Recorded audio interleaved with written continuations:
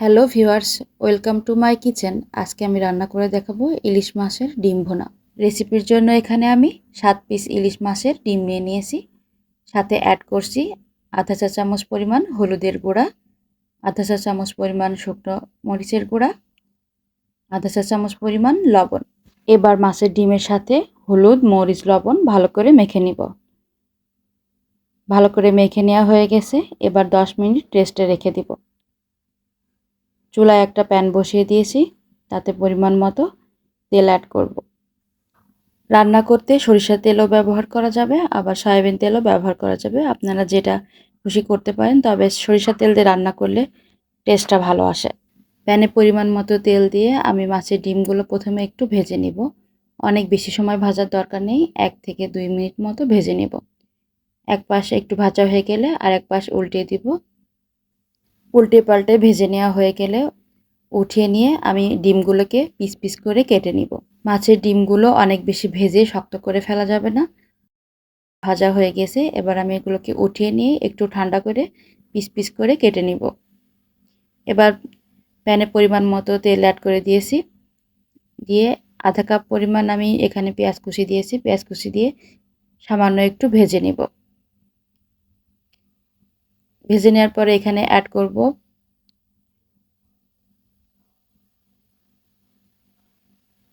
1 table চামচ পরিমাণ আদা রসুন বাটা। তারপরে একটু দিয়ে আদা রসুন বাটাগুলো একটু ভেজে নিব।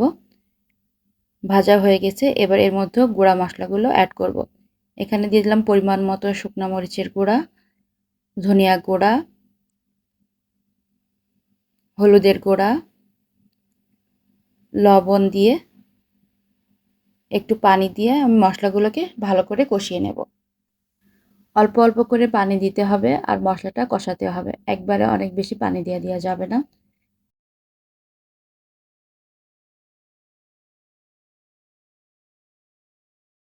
মশলাটা কষানো হয়ে গেছে, এই পর্যায়ে আমি ডিমগুলো অ্যাড করে দিচ্ছি। ডিমগুলো আমি পিস পিস করে কেটে নিয়েছি। আপনারা চাইলে এখানে আস্ত ডিমও রান্না করতে পারেন এভাবে কেটে না দিয়ে। আমি কেটে কেটে পিস করে রান্না করেছি, এর জন্য মশলাগুলো সবগুলো ডিমের সাথে ঢুকবে, গায়ে ঢুকবে, খেতে ভালো লাগবে। এর জন্য আর কি আমি এভাবে কেটে দিয়ে রান্না করেছি। আস্ত রান্না করা যাবে। এরপর ডিমগুলো মশলার সাথে 2 মিনিট মতো একটু কষিয়ে নিব। কষানো হয়ে গেছে, এবার আমি এখানে 1 কাপ পরিমাণ পানি দিয়ে দিয়েছি। এখন পানিটা আপনাদের পছন্দ অনুসারে দিবেন, যে অনুসারে আপনারা ঝোল যতটা খেতে পছন্দ করেন সে অনুসারে দিবেন। আমার কাছে অনেক বেশি ঝোল আমি এখানে রাখবো না, গামাখা ঝোল রাখবো, এই জন্যে খুব বেশি পানি দেয়নি। আর আগে থেকে ডিম একটু ভাজা ছিল, অনেক বেশি রান্না করার প্রয়োজন হবে না। পানি দিয়ে দিলাম, দিয়ে এবার আমি ঢেকে দিয়ে রান্না করে নেব।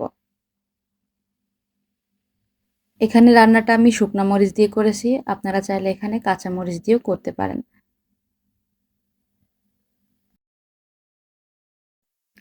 4টা কাঁচামরিচ দিয়ে দিলাম।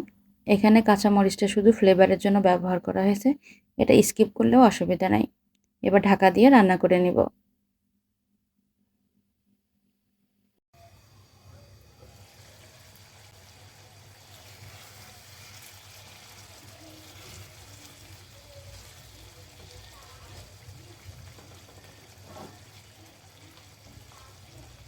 মশলাগুলো নিচে আর তেল উপরে ভেসে উঠেছে, রান্নাটাও শেষ হয়ে গেছে। এবার সার্ভ করে নেব। ইলিশ মাছের ডিম ভুনা কমপ্লিট। আশা করছি রান্নাটা ভালো লেগেছে। রান্নাটা ভালো লাগলে লাইক, কমেন্ট, শেয়ার করে পাশে থাকবেন। আমার চ্যানেলটা সাবস্ক্রাইব করবেন। আল্লাহ হাফেজ, সবাই ভালো থাকবেন।